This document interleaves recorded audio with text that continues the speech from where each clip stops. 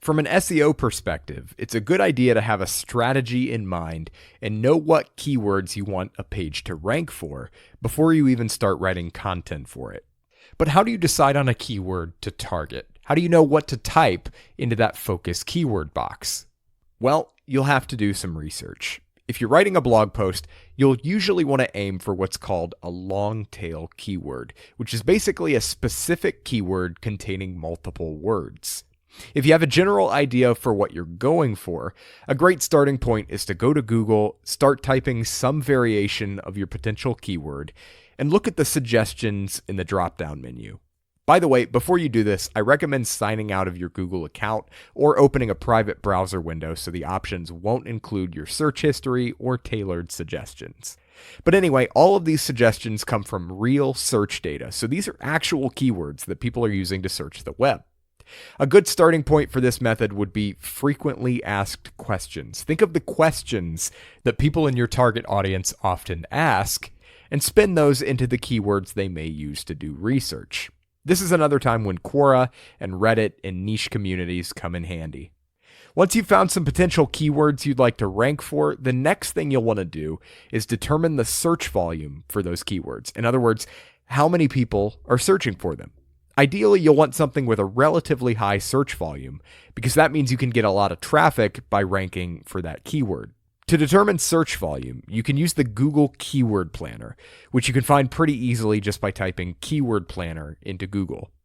Now, to use this tool, you'll need an active Google AdWords account. You don't have to run any campaigns or anything, but you do need an active account. When you get into the Keyword Planner, you'll see a few options. We're going to select the one that says Get Search Volume Data and Trends.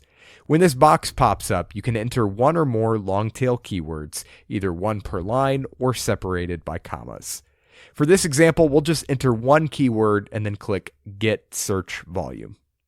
What you get is a table of the keywords you entered and the average number of monthly searches for each keyword. There are also columns here for competition and a suggested bid. Those are directed more at advertisers who are considering running ads for this keyword. They don't really apply to our objectives here, so you can ignore those. So just take a look at the average monthly searches for each of your potential keywords. Eliminate the ones with low search volumes, and then make a list of the ones that look like they're worth pursuing. Next, go back to Google, make sure you're either signed out or using a private browser window, and then just run a search for each of the keywords on your list. Make sure to skip over any ads that appear at the top, and then take a look at the first few organic search results. Are they the same type of content you intend to create? Would your page fit well into these results? You'll also want to assess the quality of the results. Now, of course, this is kind of subjective, but it really comes down to this question. Would any of the search results completely satisfy someone searching for that keyword? Once you've answered that, you have a couple of options for your next move. When there's nothing on page 1 of the search results that would completely satisfy the reader's needs, you have the opportunity to write the first article of its kind.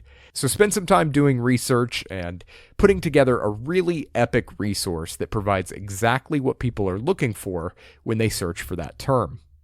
The second and more likely scenario is that there's already at least one piece of content that would satisfy the reader, and that's probably result number 1.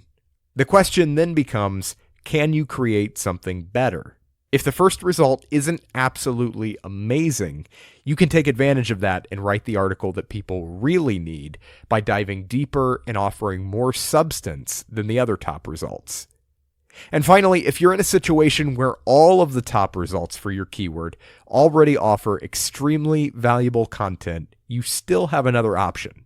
You can create a piece of equally amazing content in a different format. You see, the most competitive search result spots are usually won by writers because they can create detailed, long-form content that delivers a ton of value to their readers. But what about people who don't have an extra 15 or 20 minutes to read a super long article, or people who prefer to learn visually? Often what those long-form pieces are lacking is a short synopsis that makes it easier to digest. You can offer that by presenting the same information as an infographic or a checklist or a video or anything else that takes existing information and presents it in a different way.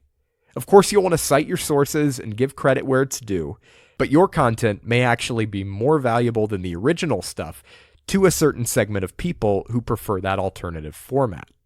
So those are some ideas you can use to choose a target keyword and create a piece of content that's worthy of ranking for that keyword.